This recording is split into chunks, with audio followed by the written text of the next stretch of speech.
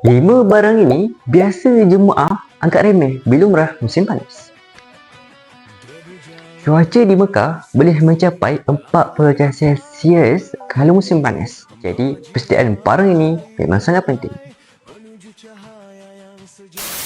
5 keperluan umrah musim panas yang wajib ada. Pertama, botol spray uduk supaya badan sentiasa segar.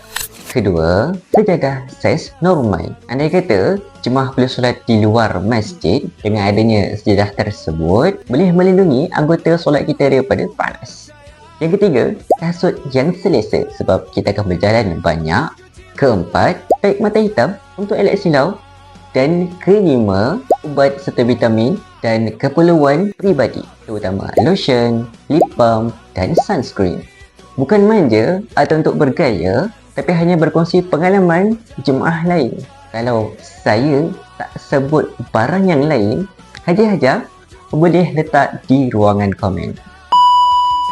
Kalau Haji Hajar sedang mencari pakej umrah yang selesa dan dekat dengan Masjid Haram, boleh lihat pakej umrah Rahmah Tower kami. InsyaAllah lebih mudah, lebih selesa untuk ibadah musim panas.